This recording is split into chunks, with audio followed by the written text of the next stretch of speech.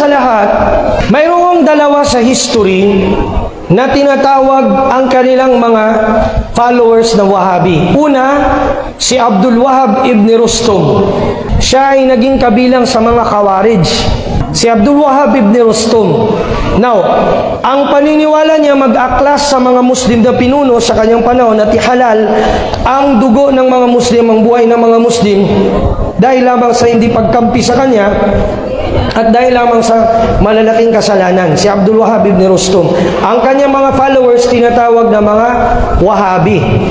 Yun talaga, mga Khawarij sila. Ngayon, lumabas si Sheikh Muhammad bin Abdul Wahhab rahimahullah ta'ala. Muhammad ibn Abdul Wahhab At-Tamimi Al-Najdi. Ang kanyang lugar ay sa Najd, yung tinatawag na Qasim ngayon, yung lugar na yan. Doon pinanganak si Sheikh Muhammad bin Abdul Wahhab rahimahullah, yung tinatawag nating Kabuuan Saudi ngayon, sa Qasim siya banda.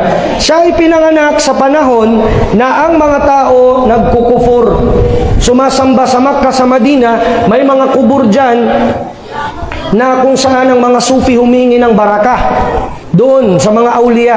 So siya ay lumaki, na 10 years old pa lang siya, na-memorize siya ng Quran. Ang tatay niya alim, qadi ng mga Muslim doon sa kanila. At pagkatapos nung siya ay nagkaroon ng pagkakataon na mag-aral, nag-aral siya sa mga ulama ng Madina, nag-aral siya sa mga ulama sa kanilang paligid sa Qasim, hanggang sa doon na siya nagsimula ng tinatawag na da'wa niya na da'watun islahiyatun salafiyah. Da'watun islahiyatun salafiyah. Nagda'wa siya, ang panawagan niya, islah, ibig sabihin kabilang sa mga guraba, yuslihun. Da'wa na pagbabalik sa tamang akida. Nanawagan siya sa mga Arab, sa kanyang mga kalahi na magbalik loob kay Allah sa pamamagitan ng pag-iwan, sa pagdasal sa mga awliya, sa mga kubur, sa mga patay. Pangalawa, si Sheikh Muhammad bin Abdul Wahhab rahimahullah nanawagan sa kitab at sa sunnah. Kaya tinawag ang kanyang da'wa na da'watus salafiyah.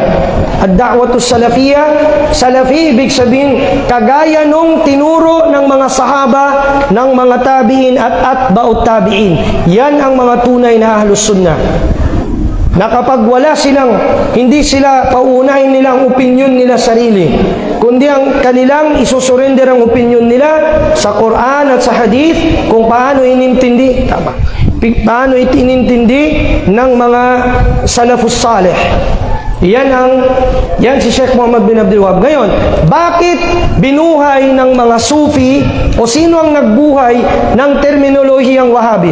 Sa time ng Ottoman Empire, si Muhammad Ibrahim Pasha, na siyang naging hero ng Egypt, nagalit sila ng lubos. Bakit ang Najd? Bakit lalo ng Ali Saud? Bakit sila hindi nagpasakop sa Ottoman Empire? Hindi naman talaga sila under ng Ottoman Empire, ng Dawla Uthmaniyya. So mga Turki ito sila na gumawa ng kitab laban kay Sheikh Muhammad bin Abdul Wahhab rahimahullah ta'ala, kasi nakikita nila politically si Sheikh Muhammad bin Abdul Wahhab at si Imam Muhammad bin Saud, kung saan pinangalan ng aking eskwelahan, ng aming school, si Imam Muhammad bin Saud, nagpartner sila ni Sheikh Muhammad bin Abdul Wahhab na ang pagdating sa politika at panggobyerno, pag-implement, si Imam Muhammad bin Saud ang mag-implement. Si Sheikh Muhammad bin Abdul Wahhab sa aral, sa turo, sa fatwa, yun ang sa kanya. So nagsama silang dalawa. Ang sabi ni Sheikh Muhammad bin Abdul Wahhab rahimahullah kay Imam Muhammad bin Saud, kung susundin mo ito, ang la ilaha illallah Muhammadur Rasulullah, ang gagawin mong supreme, ang gagawin mong pinaka nasa bantayog, tutulungan ka ng Allah Ta'ala na lalawak ang kaharian mo. Kaya tignan mo hanggang sa ang buong Saudi nakuha nila. Dan mo, doon nagsimula kay Imam Muhammad bin Saud at kay Sheikh Muhammad bin Abdul Wahhab. Dahil doon nagalit ang mga Shia na napalayas doon, ang mga kubur ng mga Sufi na nasira, galit na galit sila. Kaya gumawa sila ng fitna. Binuhay nila yung terminology kay Abdul Wahhab ibn Rustum sa mga membro niya. Sabi nila, o tingnan mo, total Abdul Wahhab yan, ang tatay niya Abdul Wahhab, so ito na mga followers Wahhabi. Kaya Diyan nagsimula yan, sa inggit nila sa Ahlus Sunnah. Pero tandaan mo, ang mga binabansagang Wahabi, gusto ba nilang tawagin silang Wahabi? Ayaw nila. Bakit? Dahil naninindigan sila na si Sheikh Muhammad bin Abdul Wahhab rahimahullah hindi nagdadala ng grupo at ng madhab.